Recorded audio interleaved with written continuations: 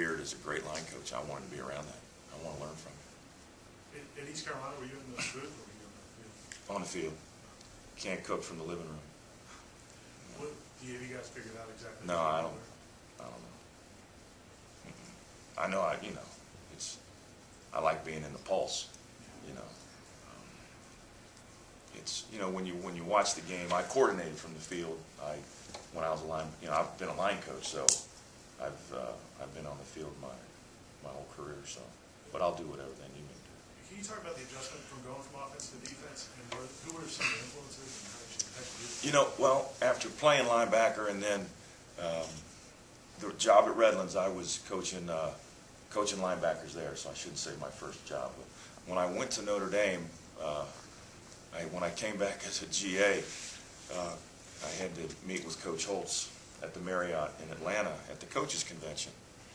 And of course, when I walked in to meet him, Jerome Bettis and Tommy Carter had just declared for the draft, so Coach wasn't in a very good mood. So I got ripped for them going to the league, And he asked me what I wanted to do, what were my goals as a football coach.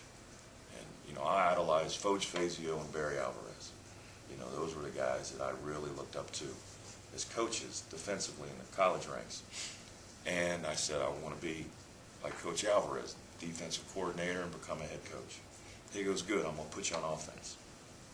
And I thought, first thing I thought was, oh my God, I'm going to work with Joe Moore. And I just sort of looked at him. He said, you'll thank me later.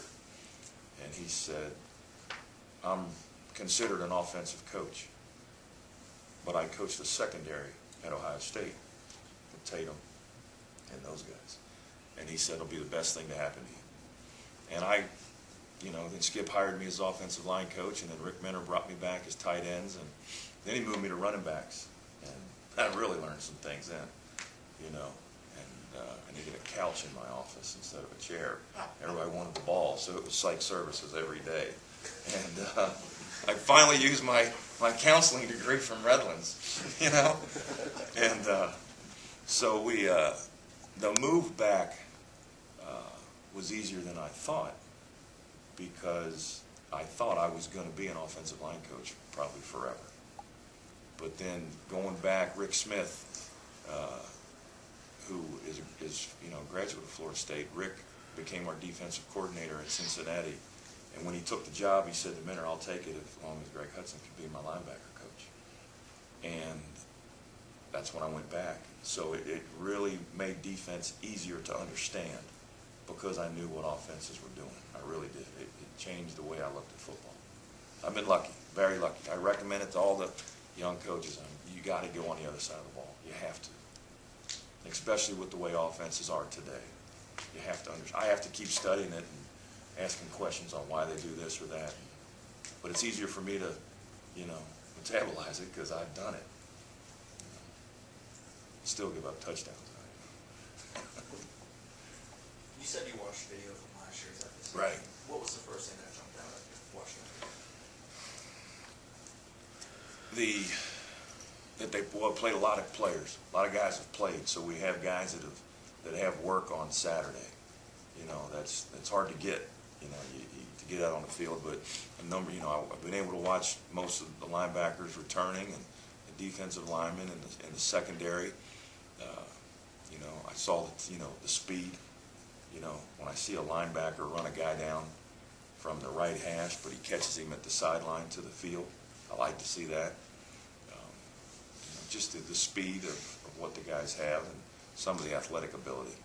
When D linemen hurdle offensive linemen on the ground and keep running at 300 pounds, that's impressive.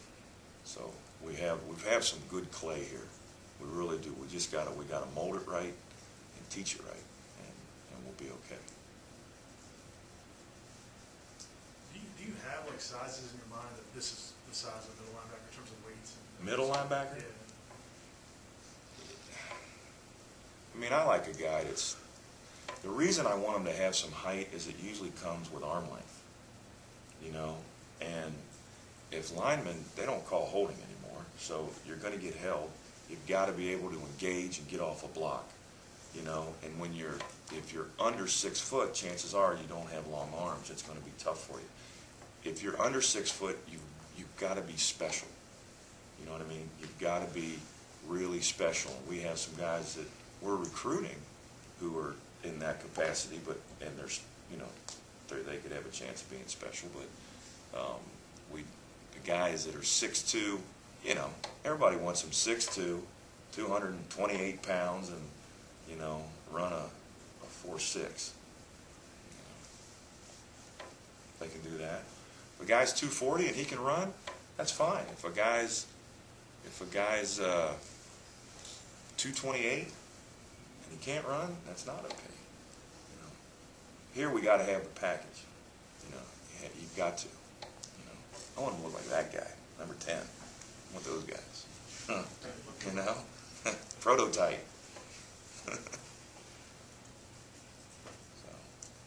So you're missing bike week, is that right? Yeah, that's a bummer.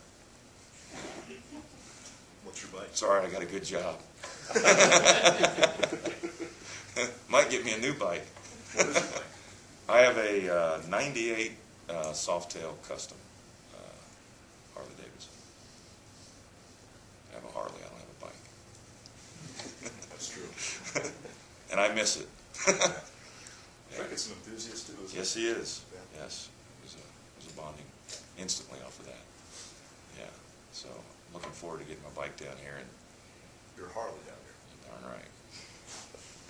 Yeah, I don't think she's going to let me get a new one. I'm trying to, you know, the one at ECU had purple and gold in it, just ironically. You know, I said, I can't paint it. It's a limited edition. I can't do that. She's like, no. I need a garnet and gold Harley Davidson. I think the original school colors here were actually purple. Really? If you go, I'm talking about, now, it was Florida State Women's College at the time. No. It's not going to fly. Yeah. So, no, I'm not a nut or anything. It's, you know, on every bike week or something like that.